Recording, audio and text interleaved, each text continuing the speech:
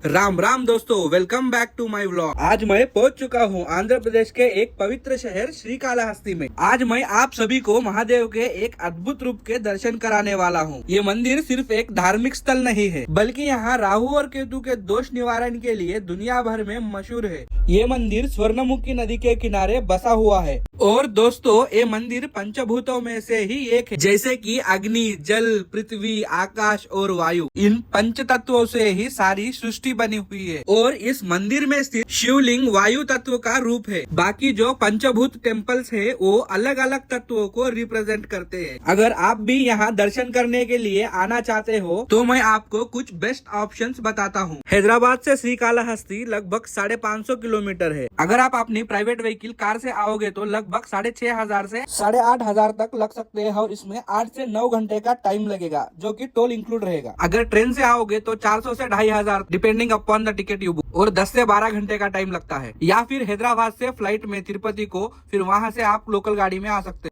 इसमें आपका लग सकता है 5 से 10 हजार। यहाँ आने के बाद आपको रहने के लिए रूम्स मिल जाते हैं, जो कि बजट फ्रेंडली भी और कन्वीनियंट भी है, जैसे मैंने आपको स्क्रीन पे दिखाया हूँ। ये मंदिर पुराने द्रविडियन आर्किटेक्चर स्टाइल में बनाया हुआ है, जिसमें आपको बड़े बड़े गोपुरम, ऊंची दीवारें और डिटेल कार्विंग देखने को मिलेंगी। मंदिर का मुख्य गोपुरम बहुत ही भव्य है। दूर से इसका स्ट्रक्चर आपको आकर्षित करता है और जैसे ही आप पास जाते हो उसकी डिटेलिंग और भी ज्यादा इम्प्रेसिव लगती है। इस मंदिर का निर्माण कई राजवंशियों के दौरान हुआ, जैसे कि विजयनगर के राजा कृष्णदेवराया ने 15 से 16 में 100 स्तंभों का मंडप बनवाया और अंदर का इनर टेम्पल जो मुख्य मंदिर है वो पल्लवा के काल में बनाया गया था। फिर बाद में कई ढांचे चोला और विजयनगर के साम्राज्य में बनाए गए। तो दोस्तों फाइनली मैं मंदिर के पास पहुंच चुका हूं। मैंने अपनी कार पार्क की और धीरे धीरे मंदिर की तरफ बढ़ने लगा। बाहर से मंदिर का गोपुरम वाकई में बहुत भव्य और खूबसूरत लग रहा था। फिर मैं धीरे धीरे सीढ़ियां चढ़ने लगा और चारों तरफ भक्तों की भीड़ थी। हर कोई बस एक ही मन से आया था, महादेव के दर्शन के लिए। यहाँ का माहौल भक्ति से भरा हुआ था। मंदिर की घंटियों की आवाज और लोगों की श्रद्धा सब मिलाकर एक डिवाइन फीलिंग दे रही थी। फिर मैं टिकट काउंटर की तरफ गया और दर्शन के लिए टिकट लिए। यहाँ पर टिकट का प्राइस 150 रुपए पर हेड। टिकट लेने के बाद मैं लाइन में लग गया और धीरे धीरे आगे बढ़ने लगा। एक अलग ही एक्साइटमेंट थी क्योंकि महादेव के दर्शन होने वाले थे। तो इस क्षेत्र श्रीकालाहस्ती, इस नाम की एक अपनी कहानी। श्री यानी की मकड़ी, काल यानी की सर्प, हस्ती यानी की हाथी। तो ये कहानी कुछ ऐसी है। ये एक स्वयंभू शिवलिंग है जिसे कोई भी छू नहीं सकता, यहाँ तक कि मंदिर का मुख्य पुजारी भी। ये रहस्य छुपा हुआ है इस मंदिर में,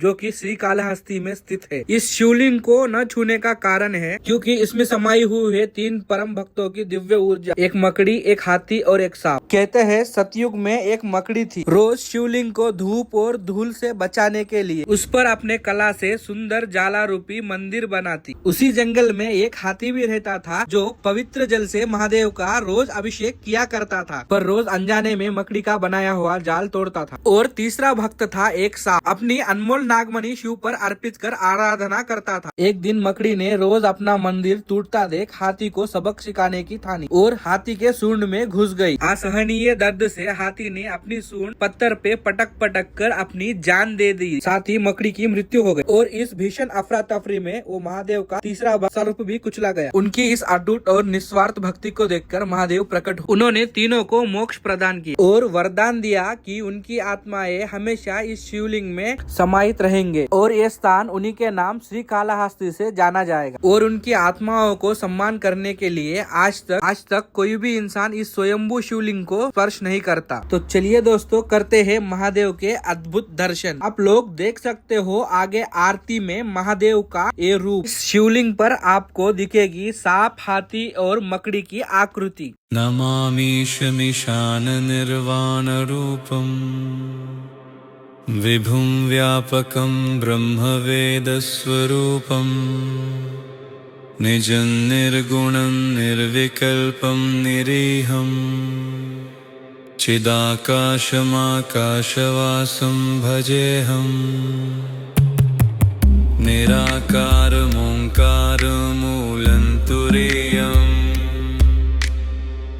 गिराज्ञान गोतीतमीशं गिरीशं। दर्शन के बाद जब मैं मंदिर के बाहर निकला तब शाम हो चुकी थी। भीड़ इतनी ज्यादा थी कि मैं 3 बजे लाइन में खड़े हुआ था और लगभग 3 घंटे बाद 6 बजे दर्शन करके बाहर आया हूँ। जब मैं बाहर निकला तो शाम का टाइम और हल्की बारिश हो रही थी और उस समय मंदिर और भी ज्यादा सुंदर लग रहा था। फूलों की सजावट, मंदिर की रोशनी और बारिश की बूंद, ये सब मिलकर एक दिव्यमय वातावरण लग रहा था। रात के समय जब हम वापस घर की तरफ निकल रहे थे, मंदिर की लाइटिंग दूर से बहुत ही अद्भुत और दिव्यमय लग रही थी।